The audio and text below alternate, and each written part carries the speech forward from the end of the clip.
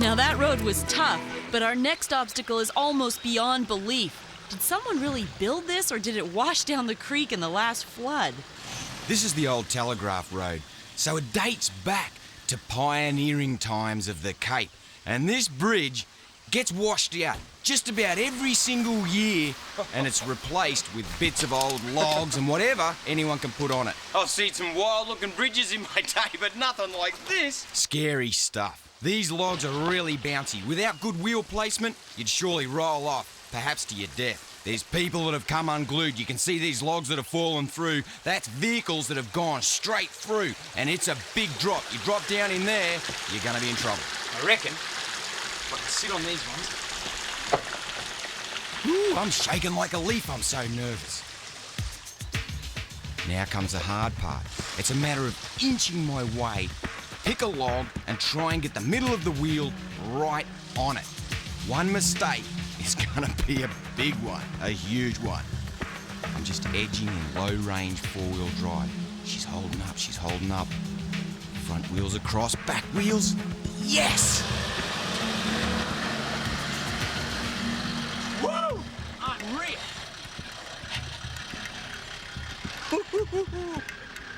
Unbelievable. Woo!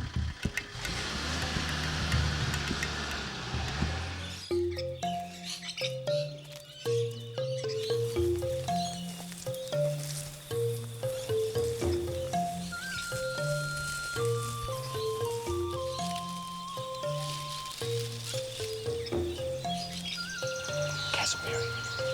This is the biggest native animal in the rainforest, and one dangerous bird. She's got a helmet on top of her head, and her inner claw is like a dagger. She can use this to eviscerate or disembowel just about anything. Looks like a young one.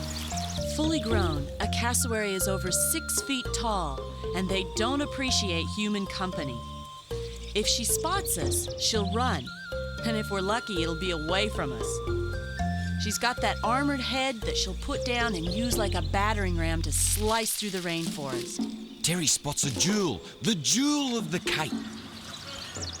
Wow! Woo!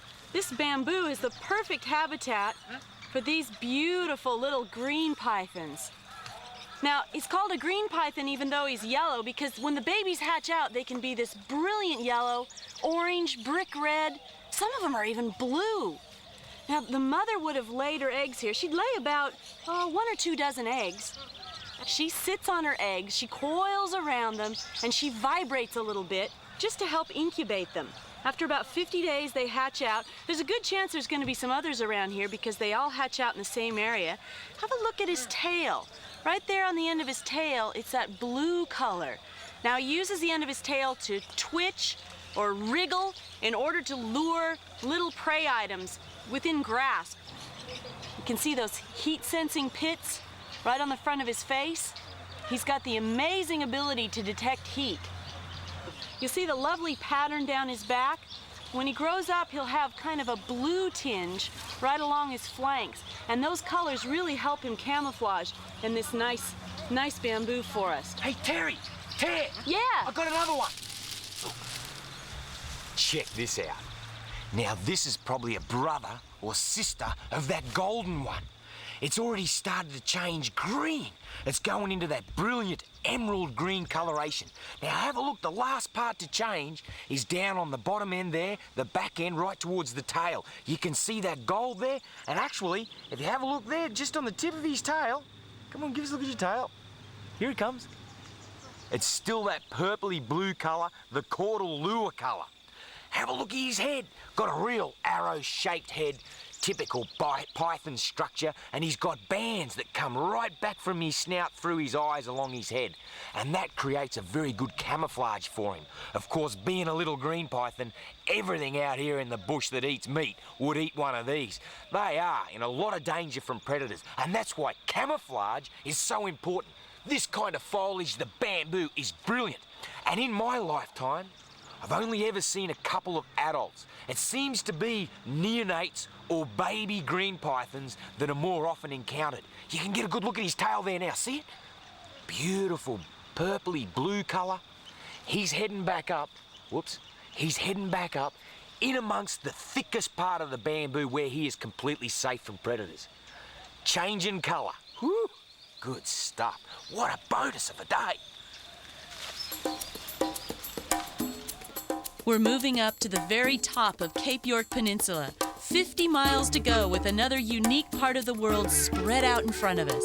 It's a great view up here, and the poles themselves are a part of Australia's frontier history going back more than 100 years.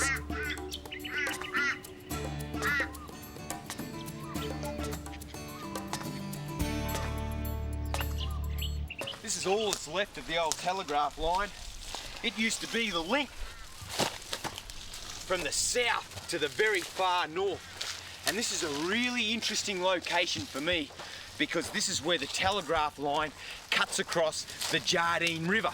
If you have a look up there, there's a beautiful cross as a memorial to a local bloke who was working on the telegraph line for 30 years. And unfortunately, he got grabbed by a crocodile and drowned and died right here in the Jardine. It looks tranquil, beautiful, crystal clear water. Why wouldn't you want to swim there? It's a trap that even old-timers have made. 1980, he made the mistake of going down at the wrong part of the river at the wrong time of the day. In the wet season, the Jardine drains more fresh water into the sea than any other river in Australia.